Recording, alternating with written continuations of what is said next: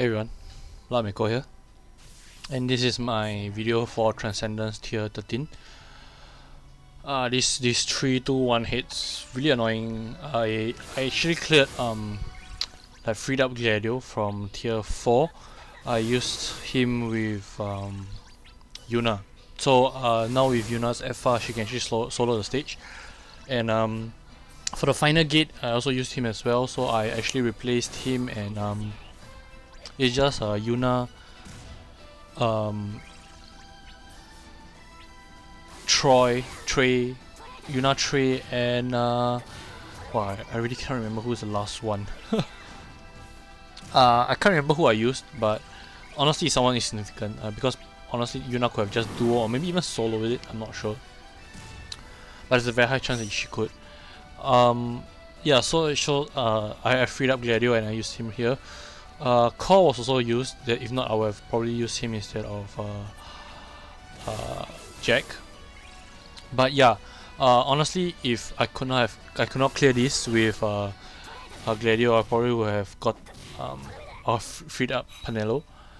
I'm not sure if I even used her, but yeah, I probably would have used Penelo just to get rid of these stupid annoying bosses. So anyway, when the force time triggers, you want to be less than 50% health, but not so low to the point where you get one shot by it. The first wave is the easiest to tank it out. As you can see, I just, I didn't even use any of my calls. I just took it, So the call is actually reserved for the last wave, because the last wave actually triggers. It actually triggers again. So yeah,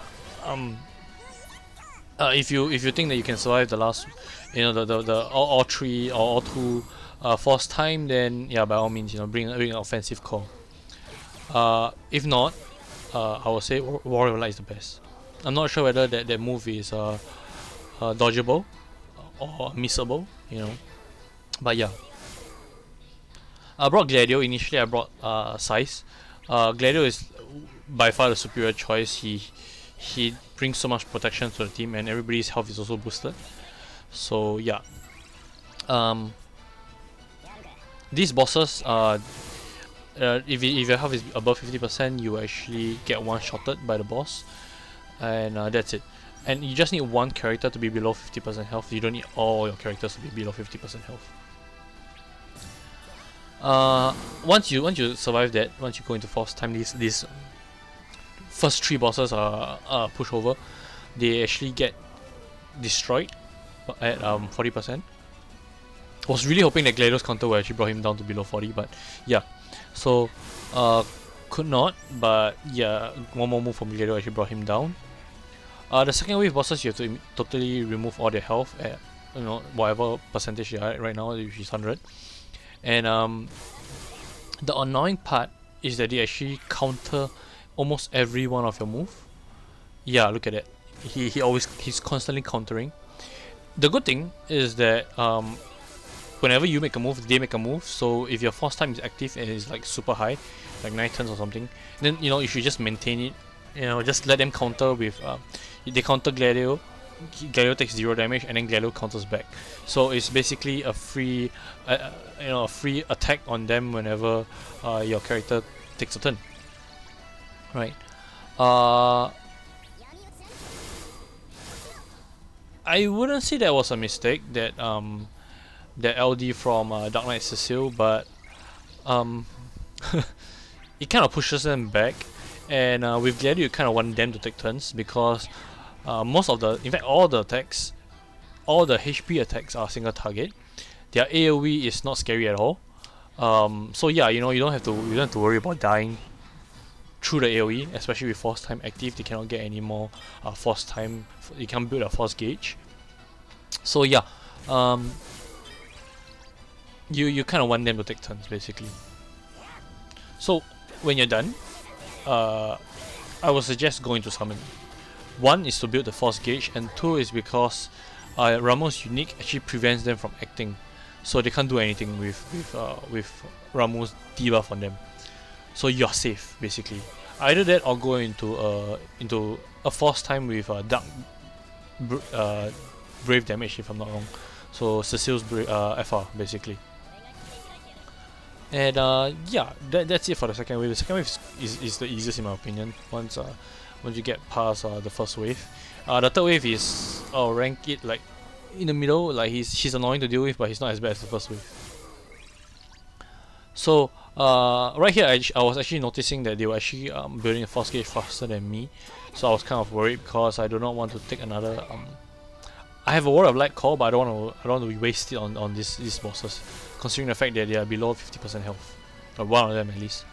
By the way, if the boss, one of the boss survives, there is a chance that he might resummon the other boss. I'm not sure if it's a single one or if you resummon all of them, but it did not happen to me. So yeah, just be a little bit more careful on that.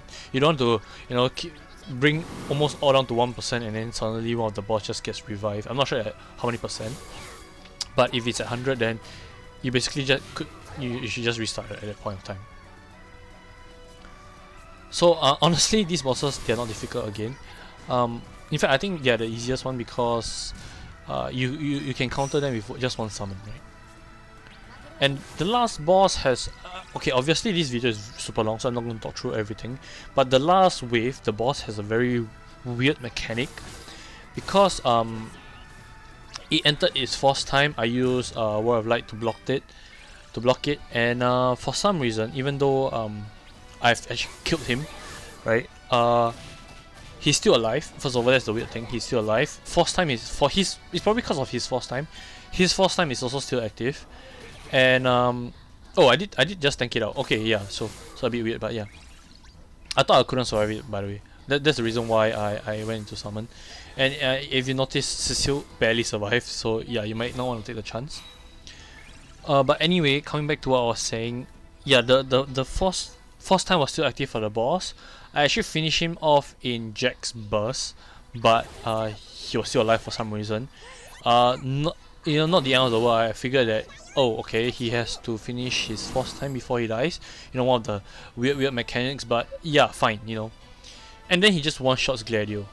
Like, he used Concentrate Plus, which I've never seen it happen before, and he just one-shots Gladio, removing all his buffs and everything. So, I'm not sure why that happened. It could be because I killed him in his force time, and that caused it to trigger. But I'm not sure why, to be honest.